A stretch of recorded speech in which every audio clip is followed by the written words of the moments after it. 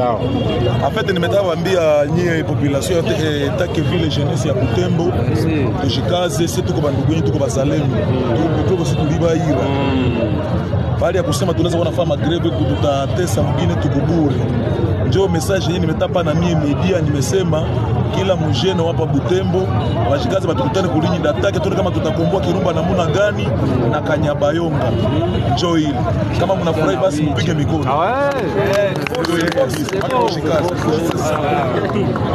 Voilà. Bonjour, bonsoir, ça dépend de l'heure à laquelle vous nous suivez de partout, très chers abonnés. Une fois de plus, bienvenue sur votre émission Wapi Bolandara Mingi et puis sur votre chaîne Actualité 26 TV. Voilà. Mesdames et messieurs, veuillez partager l'émission, commenter, liker et pour ça la biso vraiment très bien et pour ça la biso vraiment kitoko.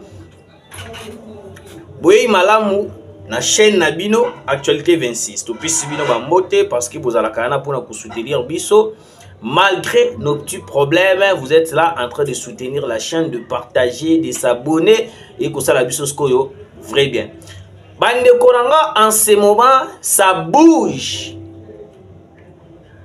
Nongo nongo et continue sous moi mukena bunagana. Je vais parler. Et puis bombe larguée contre la population congolaise. Oh Corneille nanga ba ko boa kaka ernyoso tout pour nako exterminer toute la population. Et puis les Ouazalendo viennent de répliquer dans une bombe. Mauvaise nouvelle ce qu'on a côté à Corneille Nanga. Qu'est-ce qui se passe? Nino est commis na bombe où ils allaient qui larguée par le Ouazalendo. Très chers abonnés, pour la deuxième fois consécutive, l'armée rwandaise vient de lancer une bombe dans la cité de Bweremana. Bande Kolabiso de partout. Monsieur le président de la République, très cher président, notre président de la République. Na minute auto Kolobanayo, monsieur le président. Le M23 est en train de violer la trêve. Depuis le début, décrété qui trêve. Les M23 avaient déjà comploté pour violer la trêve. Accompagné en un minute, moto a commis à la tête de tout ce qui se passe à l'est du Congo, c'est Corneille Nanga. Je vais vous dire, dans tout ce qui se passe à l'est du Congo,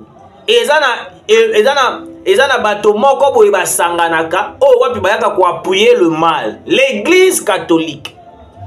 L'église catholique aujourd'hui, au lieu de faire de messe, peut-être pour soutenir nation, mais l'église catholique est là, en train de critiquer même le gouvernement congolais, en train de critiquer même la situation de l'Est de la République démocratique du Congo. Bande Konangai.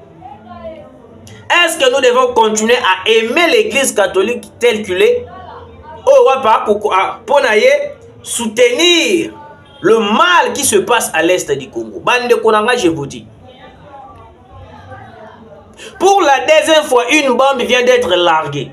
Mais les Occidentaux, les États-Unis, bavandi silencieux. Ils ne disent rien. Ils sont là, calmes. Bakota la bisoka na musika, bakozela peut-être un mususu tokoki ko sala eloko moko boye po bango baya, basala nini, ba pesa biso sanction. C'est ça les Américains. C'est ça Joe Biden. Je vous ai toujours dit que non. La trêve était et ils allaient moyen pour faciliter les M23 pour renforcer ma position na bango. En ce moment, les M23 sont en train de violer la trêve. Mais les États-Unis, la France, ni même la communauté internationale, calme. Mais si c'était les FARDC, on allait voir sanctions contre la République démocratique du Congo. Mais vous sanctionnez le pays qui est agressé. Vous avez quelle intention contre le pays en question? Vous avez quelles idées sur Tshisekedi? Parce qu'il y a une minute, oh Mokonzamboka, je vous avais dit l'autre fois, quand Mokonzamboka, il faut toujours avoir des décisions à ma casse. Oui. Et là, on dit que Zanga biso tozu ata hélicoptère moko to memi ata ba missile à ma casse. un généraux moko azuita ba missile ya makasi tokei na Kanyabayonga po tokende kobeta bato ba M23 ba ko encercler Kanyabayonga. Même Kanyabayonga jusqu'à présent tokokoka ko récupérer yango te parce que non, il y a la trêve. Au moment armée au lieu et attaquer et quoi attaquer te. Tokotala ni ote trêve ezali. Mais quand est-ce que nous allons continuer ya ko se soumettre na trêve oh wapi même bango moko parti ba Rwanda ba ko violer yango. Mais biso ba kolomboka auto respecter trêve. Quel impact au trêve azana ngo na kati ya mboka na biso? Ezana impact moko te. Balobaki que trêve wana ezali que non pour écouter kimia pendant des semaines, population azonga, population azala moi kimia azonga na ba place o yazali. Mais est-ce que ceux qui tolobito ça la analyse depuis que trêve wana ezalaki décrété, ezalaki imposé par les Américains, par les États-Unis, les USA. Est-ce que depuis ba décréta qui trêve wana silence eza na est? Non. Non, non, non, non. Silence eza na est. Au contraire, ils ont pris le courage, l'audace de renforcer leur position pour na bayaka nini bayaka ko attaquer biso lisusu bayaka ko attaquer biso bayaka ko attaquer biso. Parce que biso to vandi na comme les observateurs. Soki tozalaki na ba wazalendo te metonga to suka wapi. Yango omoni ba Bintu Keita abundisa le wazalendo na ndenge ya kusakana te. Babundisa le wazalendo jusqu'à ce que balingaki kaka le wazalendo elongwa na étape wana. Mais lelo grâce au wazalendo, même les positions des ADF mususu toko récupérer ngo à travers le wazalendo. Oui, à travers le wazalendo ne toko monaka ba prouesse mususu. Mais qu'est-ce qui nous manque, monsieur le président de la République?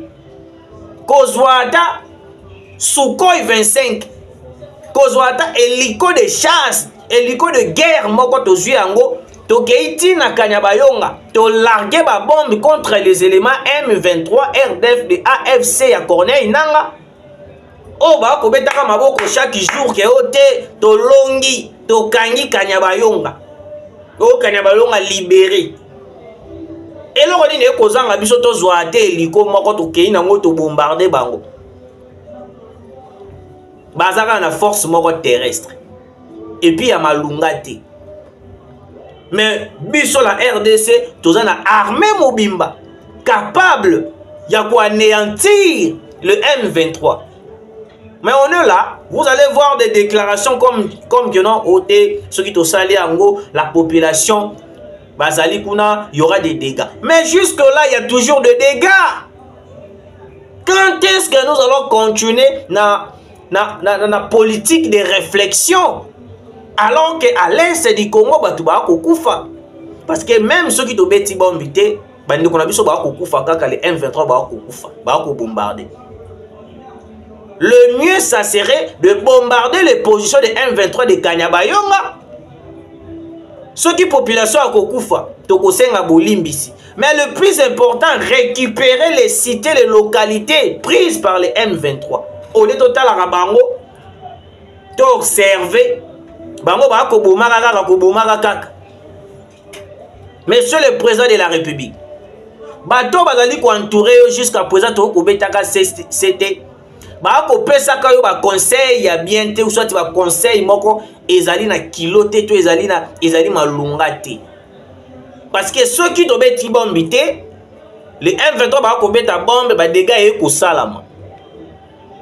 Alors ça sera mieux vaut mieux tomber ta bombe, to récupérer ma position na biso que tout à l'heure observer cesser les faits o ezalaki passe ba PC M23 ba PC Kagame entre-temps à renforcer les M23. Une bombe de Wazalendo a été larguée aux côtés des éléments de AFC Matanga et Koti Nangambu ya Corneille Nanga.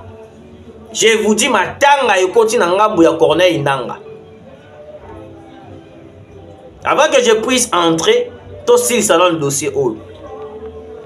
Monsieur le président de la République,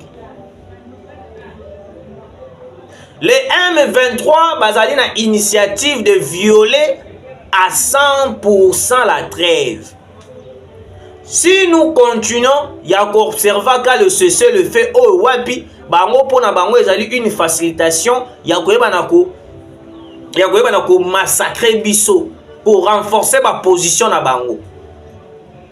Parce que c'est une manière au ba occidentaux ba talaki ba lobi non, ce qui to sali eloko boye et ko faciliter yo na temps oyo au sala recrutement. Parce que na Ouganda, il y a des recrutements de jeunes au ba la recruter pour venir renforcer les M23 qui est à l'est du Congo. De l'autre côté, le Kenya est cité parmi les pays qui menacent la République démocratique du Congo. Parmi les bombes qui ont été larguées par les M23, on a pu comprendre, par la recherche, on a constaté que non, c'est une bombe des Américains. Oui, une bombe des Américains. Les Américains, les USA, bazali ba hypocrite. Na nyon surtout au est de la République bali ba hypocrite. Comment est-ce que les USA peut décréter une trêve pour ne pas respecter cesser les faits au na calme? Mais le M23 va violer cesser les faits. Pourquoi va sanctionner ba moté? C'est la question qu'on se pose jusque-là. Les M23 vont violer cesser les faits. Jusqu'à présent, vont continuer de violer les cesser les faits. Vont continuer de violer. Mais sanction mon côté, de leur côté, oyeko salama. Sanction mon côté, oyeko kwela Kagame. Sanction mon côté, oyeko kwela les RDF. Mais au contraire, renforcer les sous. Renforcer les sous. C'est pour cela, mon konzamboka, la population tango ba koyo kaka o pesaka bango des mots comme si non, tu dis quoi attaquer tes populations. La population est en train de se fâcher, monsieur le président. La population est en train de se fâcher.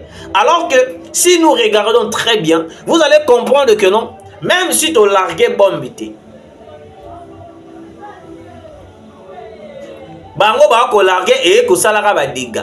Ceux qui sont peut larguer et ko salaka ba dégâts. Je vous ai toujours dit ici, très chers abonnés, que non, dans une guerre, il y a toujours des dégâts. Oui, dans une guerre, il y a toujours des dégâts.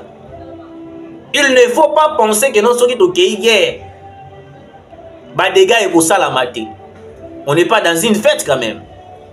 On n'est pas dans une fête. C'est une guerre, il faut comprendre. Dans une guerre, il y a toujours des dégâts.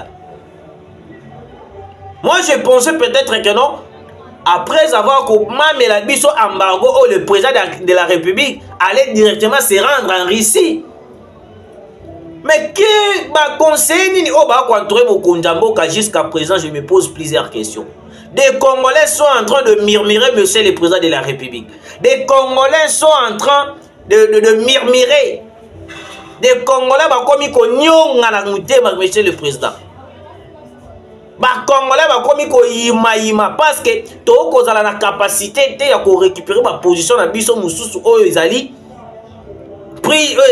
prise par les M23.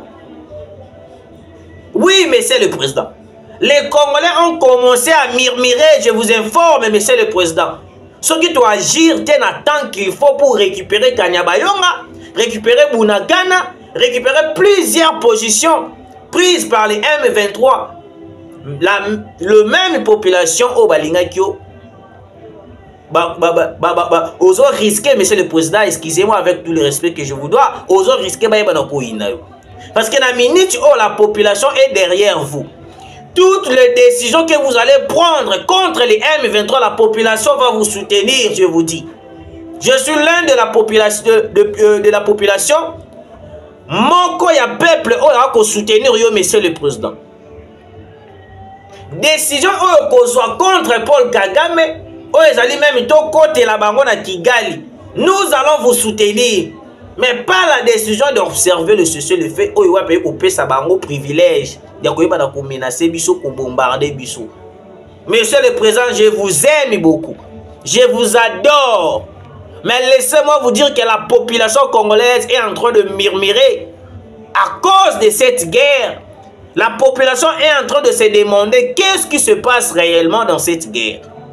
Parce que là, quelques jours passés, on a vu une publication qui consiste en renforcement des accords de la coopération militaire avec l'Ouganda. Alors que l'Ouganda est le pays qui est en train de soutenir le M23, mais c'est le président. Certaines décisions que vous prenez, ou soit proche, certaines décisions, la population je vous dis, monsieur le président, laissez-moi vous informer, vous dire clair. Nous vous aimons énormément, mais les genres de décisions que nous avons décisions publiées à la population a considéré. 2 jours après l'irruption de Nanga dans une église catholique dans le territoire de Rutshuru, le conseil de l'apostolat de laïcs catholiques du Congo appelle à une mobilisation dans l'unité de tous les Congolais contre la guerre du M23 dans l'est du pays. Bunagana, ça bouge, tuerie grave. Et dans le papa Moroboye, Akimaki, désordre, toi Akimaki, Makambo Moko, les kaki à ma belle Bunagana, Tango Akimi, et l'équipe à moi est belé à Zongi na Bunagana, Baju ba kangiye, ba torturer jusqu'à ce que aille kufa. Ok? Alors, écoutez.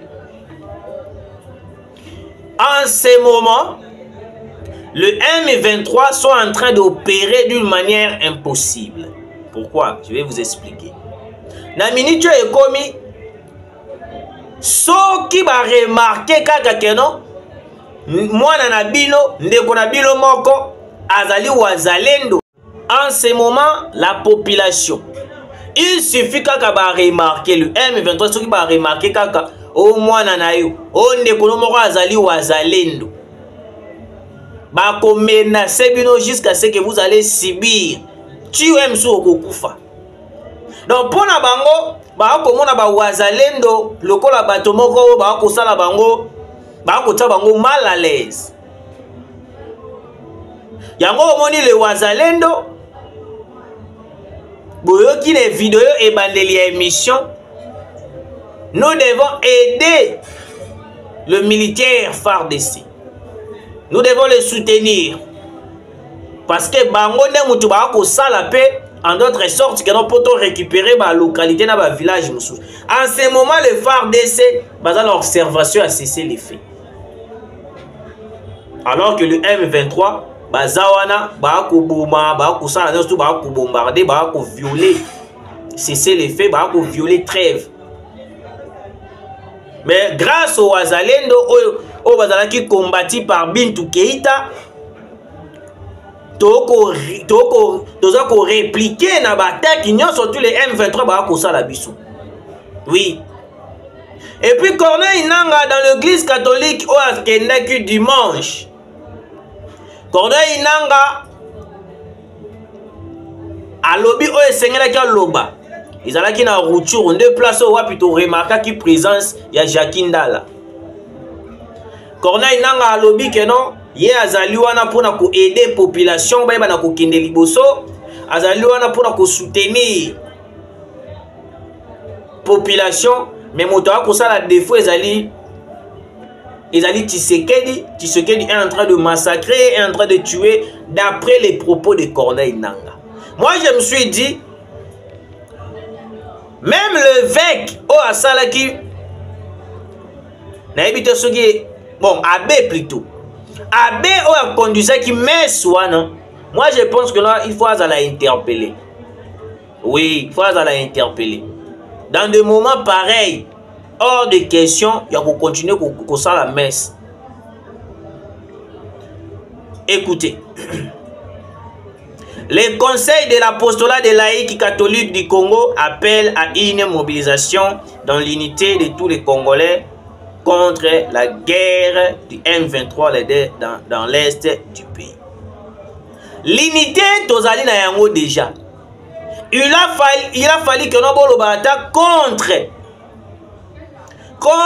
le rebelle M23 Corneille Nangaa qui est là, qui était venu dans la messe il y a dimanche. Mais bien contre la guerre du M23 de l'est du pays. C'est de là que nous voyons que même l'église catholique a la complice dans certains points.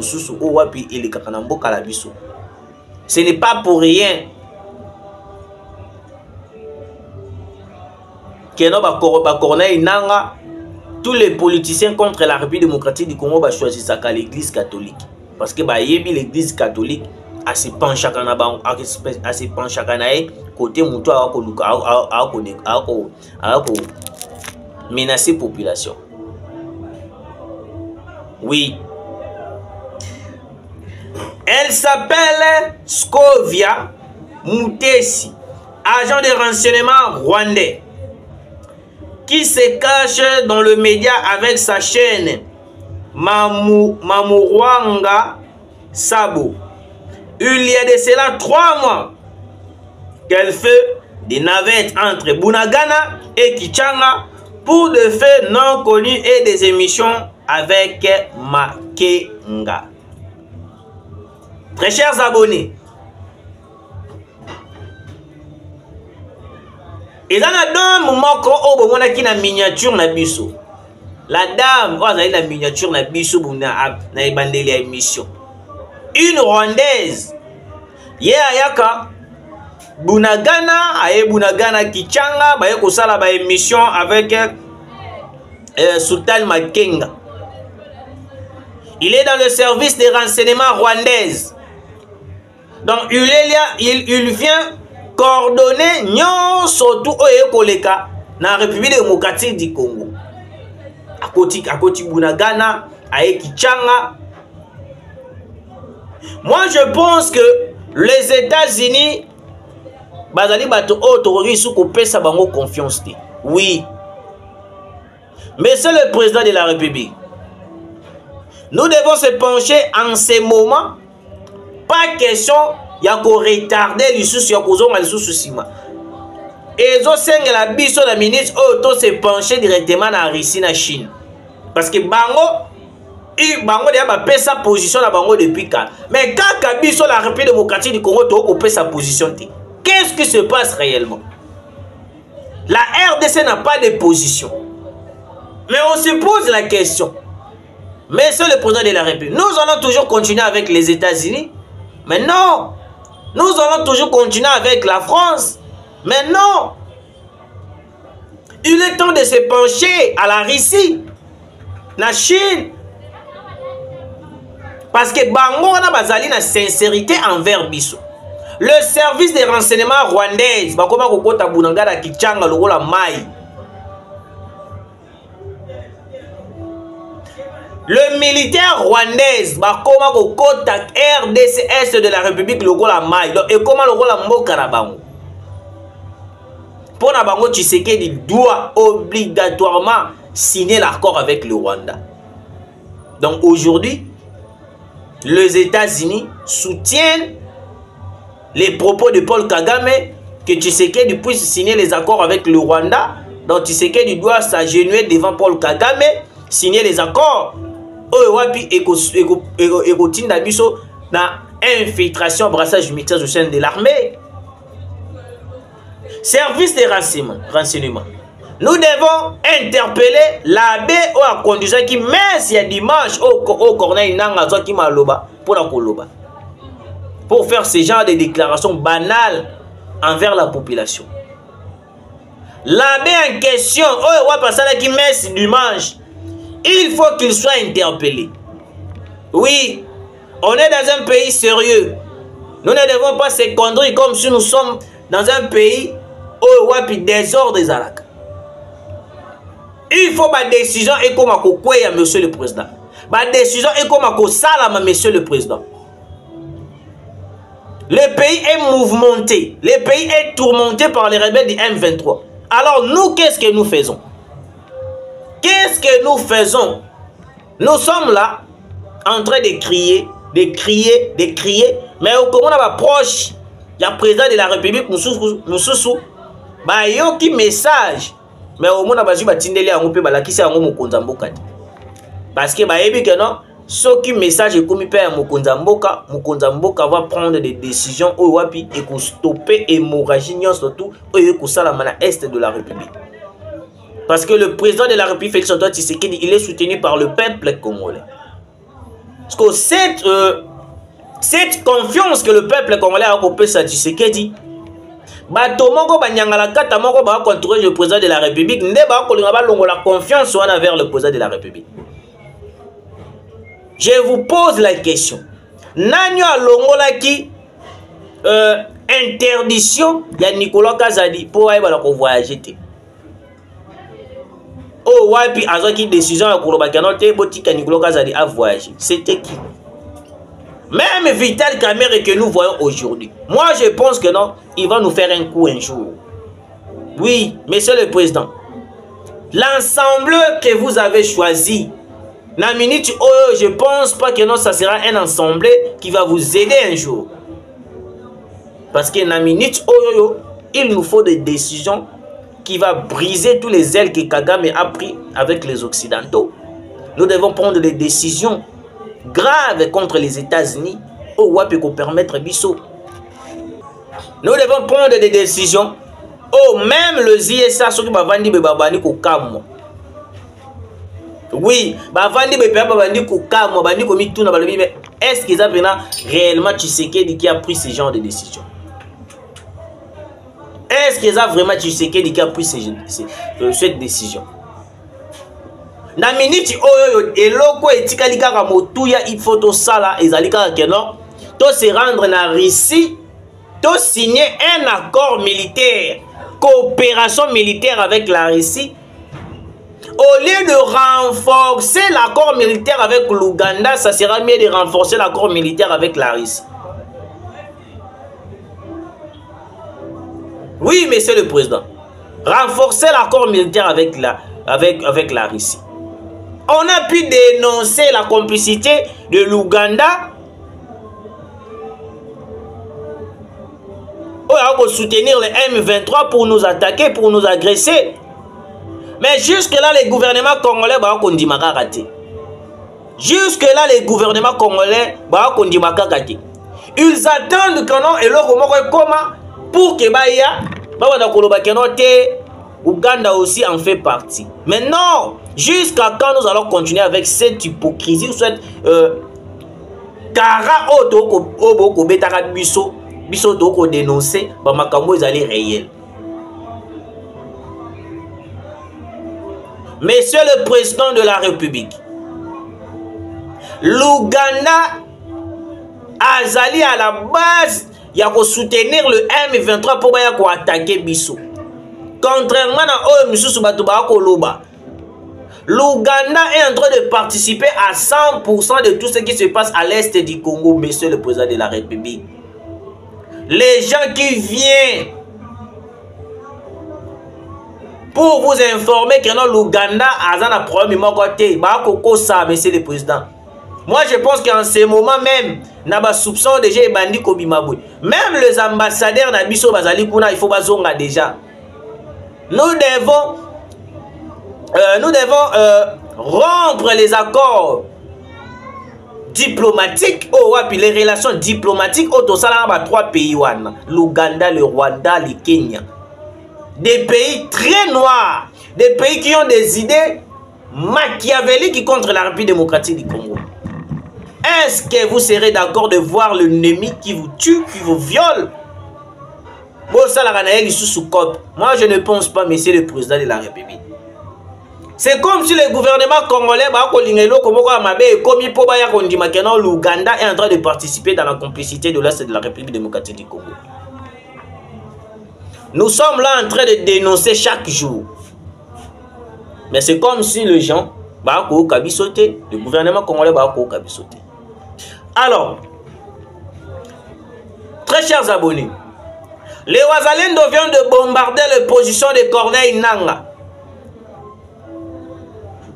position de Corneille Nangaa a été bombardée. Place au Wapi, il y a eu plusieurs morts. Les éléments de Corneille Nangaa viennent de tomber.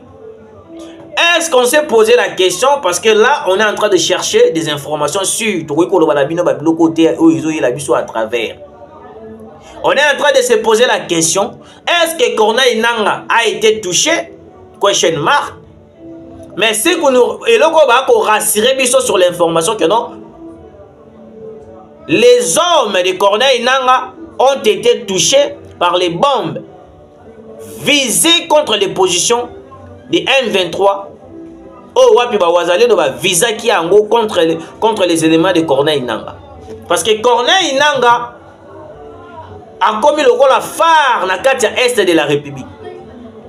Il est devenu l'homme le plus populaire dans l'est de la République. Ce n'est plus Bertrand Bisimwa ni Willy Ngoma et comme Corneille Nangaa. C'est pour cela, le jour-là, je vous avais dit que non, Corneille Nangaa est en train de criser sa propre tombe. Il est inconscient de tout ce qu'il fait, a commis la soif à pouvoir. Parce que moi, toi, dans la soif à pouvoir, à ça, la Kababiloko, et même Yemoko, à comprendre les terres, le bika, à ça, la Kaka. Mais tant qu'on se rendre compte, conscience, c'est le jour-là, ne Mouzé Laurent Désiré Kabila Aloba Kenon n'est jamais trahir le Congo, alors qu'il avait déjà trahi la République démocratique du Congo. C'est pour cela que Corneille Nangaa a commis ce genre de stratégie. Ce genre de mensonge, oh, Paul Kagame a commis ne Corneille Nangaa a commis maman. Moi, je pense que les USA doivent prendre des décisions contre le Rwanda. Ce qui a causé la décision, mais c'est le président, la population est derrière vous. Nous devons se rendre en Russie, même à la fin de cette semaine. Nous devons déjà se rendre à la Russie, même la Chine, signer les accords militaires, coopération militaire. Oh, wapi, et qu'on peut s'abisso, mbano, yakoyeba ko neutraliser tous les Nyangala 4 M23 au est de la République. Oui, monsieur le président. La population vous aime trop. Moi aussi, je vous aime beaucoup. Mais le problème est que non, des personnes sans déstabiliser Mboka. Même cadre surtout il y a perdre mérité pour une résidence surveillée. Kingaka tu as mérité perquisition. Kabila a mérité d'être interpellé de tout ce qui s'est fait à l'est du Congo. Parce que c'est Kabila qui est à la base. Olive Lemba Outi Koloba, alors que Kabila avait terminé la guerre avec un simple stylo. Est-ce qu'elle peut nous dire, nous expliquer quel genre de stylo Kabila avait utilisé pour terminer cette guerre? N'est-ce pas c'était le fait de signer les accords avec les M23? N'est-ce pas c'était le fait de s'associer à Paul Kagame pour que la guerre ait la là? Yango Monitangu Mamadou Ndala avec sincérité. Ils ont cherché à tout prix Mamadou Ndala pour que Bango continue avec les accords noirs contre la République démocratique du Congo.